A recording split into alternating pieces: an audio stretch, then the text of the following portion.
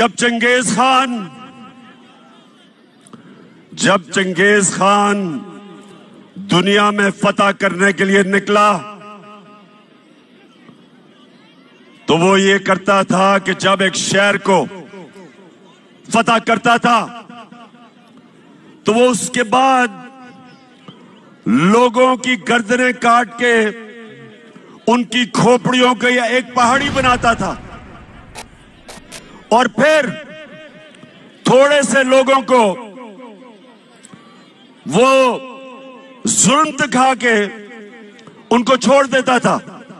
वो चारों तरफ चले जाते थे और वो सब दुनिया को चंगेज खान की दहशत बताते थे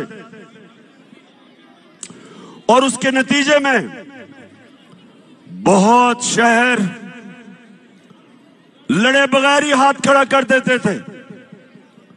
जब उसकी दहशत का खौफ लोगों में आता था, लड़े बगैर ही लोग हाथ खड़े कर देते थे।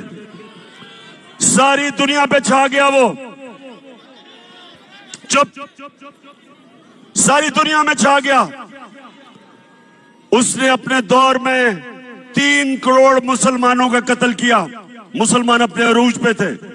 मैं ये आज आपको क्यों बता रहा हूं कि इस वक्त भी पाकिस्तान में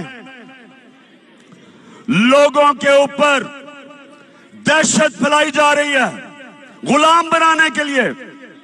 बिस्मिल्लाहिर्रहमानिर्रहीम। अस्सलाम वालेकुम दोस्त, इस वीडियो में हम बात करने जा रहे हैं इमरान खान के हवाले से और शहबाज गिल के हवाले से। पर्टिकुलरली पिछले कुछ दिनों में जो शहबाज गिल के साथ हुआ है और उसके बाद जब इमरान खान ने कल जो स्पीच की है, उसके बाद जो मिलिट्री इस्टेब्लिशमेंट ने एक्शन लिए हैं इमरान खान के खिलाफ, उनके हवाले से हम बात करने जा रहे हैं। सबसे पहले आते हैं शहबाज गिल के केस के ऊपर। इसको थारोली डिस्कस करते हैं कि शहबाज गिल ने ऐसा कौन सी बड़ी बात कर दी जिसके बाद सबको आग लग गई। उसूली तौर पर या कॉन्स्टिट्यूशनल तौर पर या लीगली तौर पर देखा जाए तो शहबाज गिल की बात में कुछ भी ऐसा नहीं है जिसे सेडिशन में लाया जा सके। बाय द वे, सेडिशन भी कोई इतना बड़ा कोई क्राइम नहीं होता। सेडिशन आप यूं समझ ले, कैटलोनिया ने स्पेन से सेडिशन की थी। रिसेंटली बात है, कैटलोनिया एक पूरा का पूरा सूबा है स्पेन के अंदर, उसने सेडिशन फाइल की थी। वहां की एक समझ ले आप सूबे की असेंबली ने बिल पास कर दिया था कि हम स्पेन से अलग होना चाहते हैं क्योंकि कैटलोनिया बहुत ज्यादा कमाता है। लेकिन फिर भी वहां पर इतनी रिप्रेशन, इतना सख्त किस्म का जैसा जबर है वहां पर नहीं हुआ,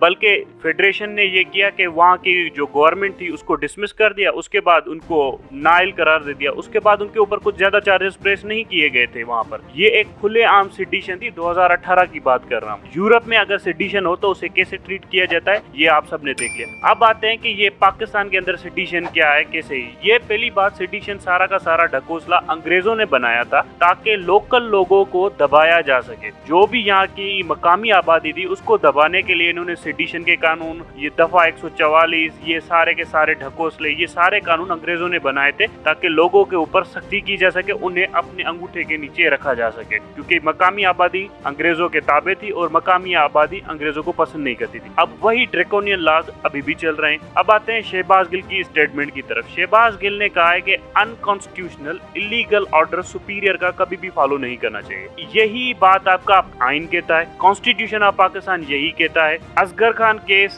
जो Asghar Khan air marshal retire ने फाइल किया होता, 16 साल के बाद उसका फैसला आया, उसकी जजमेंट उठाकर कोई पढ़ ले, उसी केस में वही बात लिखी हुई है जो शहबाज गिल ने की है कि किसी भी जूनियर ऑफिसर को सीनियर ऑफिसर की कमांड तब तक नहीं माननी चाहिए जब तक वो कॉन्स्टिट्यूशनल हो और motive behind the command, command के पीछे मकसद क्या है। फॉर एग्जाम्पल, एक सुपीरियर जूनियर को कह देता है कि भाई जाओ तुम गोलियां मारो लोगों को, आपके जूनियर जाके गोलियां मारेगा लोगों को, पहले तो वो मोटिव पूछेगा और उसके बाद उसकी लीगल स्टेटस चेक करेगा कि कॉन्स्टिट्यूशनली ये कमांड सही भी है या गलत है, या फिर बस सुपीरियर की बात मानते जाओ और ठोकते जाओ। अब इससे पता है क्या हुआ, ये लोग कह रहे हैं कि फौज के अंदर बगावत हो रही है, फौज के अंदर बगावत हो रही है, ये सारा कुछ ड्रामा है। असल मसला ये हो रहा है कि जो आर्मी चीफ है उसका पावर कम हो रहा है फौज के अंदर, क्योंकि अब जो भी कमांड आर्मी चीफ देगा उसे पहले लीगली वेरीफाई किया जाएगा, पहले ऐसे नहीं होता था। इस स्टेटमेंट से सबसे ज्यादा डैमेज जिसको हो रहा है वो हो रहा है आर्मी चीफ को, ना के फौज को, ना के पाकिस्तान को, ना कि फौज के अंदर बगावत हो रही। आर्मी चीफ तो पाकिस्तान के अंदर फरिश्ता है, ये कभी गलत कर ही नहीं सकता। बाकी सारी दुनिया गलत हो सकती है लेकिन आर्मी चीफ गलत नहीं हो सकता। सो बस इसीलिए शहबाज गिल को रगड़ा लगाया जा रहा है कि तुम्हारी हिम्मत कैसे हुई कि हमारे चीफ के खिलाफ बात करो। हालांकि अगर लीगली वेरीफाई किया जाए तो शहबाज गिल की बात में टक्का बराबर भी गलती नहीं है, बल्कि एक ऑथेंटिक बात है।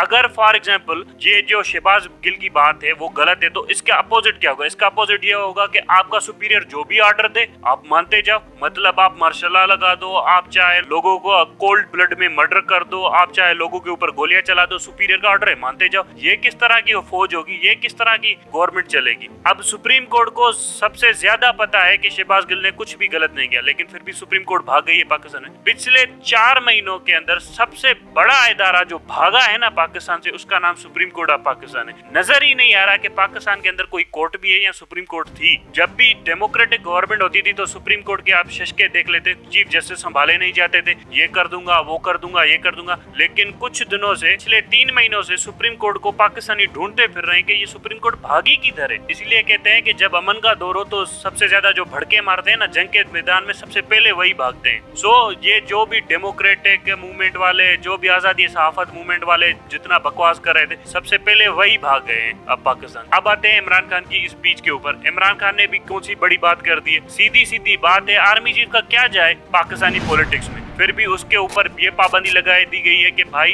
तुम स्पीच नहीं कर सकते, तुम बोल नहीं सकते, तुम्हारे ऊपर मीडिया के ऊपर पाबंदी। मीडिया की आजादी थी कहाँ? मीडिया को तो पहले से ही ग्रेपल किया हुआ था। ये तो सोशल मीडिया है जिसने इमरान खान को उठाया हुआ है, वरना मीडिया कहाँ पर खुलकर बोल सकता है? कौन सी टॉक हो रही है मीडिया के ऊपर? मीडिया के ऊपर वही बात हो रही है जो फौज को पसंद है। यही काम इस मुल्क के साथ 70 सालों में होता हुआ आ रहा है और आज भी चल रहा है। अब इमरान खान के ऊपर पाबंदी लगे, इससे क्या होगा कि इमरान खान की आवाज तो लोगों तक नहीं पहुंचेगी। इमरान खान की आवाज सबसे ज्यादा तो लोगों के ऊपर सोशल मीडिया की वजह से पहुंच रही थी। अब इस मीडिया के बंद करने से क्या होगा? हाँ, आप इस मीडिया के यूज करके अपने लिए प्रोपेगेंडा कर सकते हैं और इस मीडिया की ताकत आपने देख ली। आप जितना भी इस मीडिया को यूज करके अपने लिए प्रोपेगेंडा करते हैं, कुछ भी हासिल नहीं होता। अब इसका इन सारी पाबंदियों वगैरह से ये लोग अचीव क्या करना चाहते हैं? मतलब GHQ अचीव क्या करना चाहता है? GHQ ये अचीव करना चाहता है कि पाकिस्तान का बॉस मैं हूँ, जो चाहूँ मैं कर सकता हूँ, जिसके साथ चाहूँ मैं कर सकता हूँ, मुझे कोई क्वेश्चन नहीं पूछ सकता। लेकिन हकीकतन ये गलती है इस वक्त GHQ के। मसला ये हुआ है कि अगर GHQ जितना एग्जर्ट कर रहा है अपने आप को, इतनी कन्फ्रंटेशन बढ़ेगी। कन्फ्रंटेशन में सबसे ज्यादा नुकसान GHQ को होगा। पॉलिटिकल पार्टी सरवाइव कर जाती है, वर्स्ट केस सिनेरियो सरवाइव कर जाती है। पीपल्स पार्टी ने तो ज़ियाउल हक को सरवाइव कर लिया, नून लीग ने मुशर्रफ को सरवाइव कर लिया। पॉलिटिकल पार्टीज सरवाइव कर जाती हैं, वर्स्ट डिक्टेटरशिप सरवाइव कर जाती है, लेकिन डिक्टेटर सरवाइव नहीं कर सकते। डिक्टेटर्स जैसे ही पोस्ट से हटते हैं उसके बाद भागते हैं मुल्क से, और पाकिस्तान में सबसे ज्यादा जो लोग भागे हैं वो डिक्टेटर ही भागे हैं पाकिस्तान से। इसी तरह से आपके जनरल बाजवा भी भाग जाएंगे,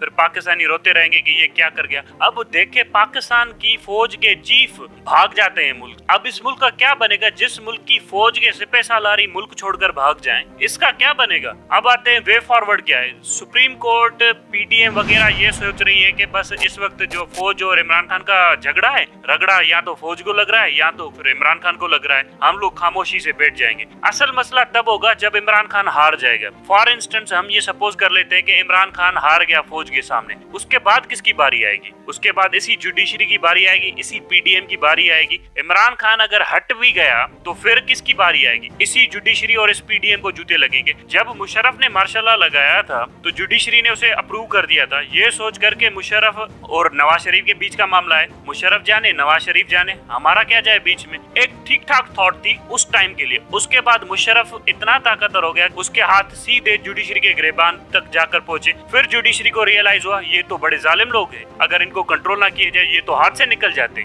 यही मसला इसी PDM के साथ और इसी जुडिशरी के साथ आने वाले वक्त में होगा। अच्छा, इस सिचुएशन को अदर वे अराउंड टर्न करके देख लेते। फॉर एग्जांपल इमरान खान हार जाता है और फौज जीत जाती है, लेकिन उसके बाद PDM ज्यादा ताकतवर हो जाती है और फिर फौज को रगड़ा लगाना शुरू कर देती है। फिर फौज किधर जाएगी? फिर यही फौज मिन्नतें करेगी इमरान खान को कि हम आपको ताकतवर करते हैं, प्लीज आप आए, बचाएं, ये करें, वो करें, ये करें। फिर यही फौज जाके इमरान खान के घुटनों पे पड़ेगी कि हमें पीडीएम से बचा ले, और यही होगा, या तो उस तरफ होगा कि ये फौज पीडीएम को खा जाएगी या फिर पीडीएम फौज को खा जाएगी अगर इमरान खान को इक्वेशन से निकाल ले।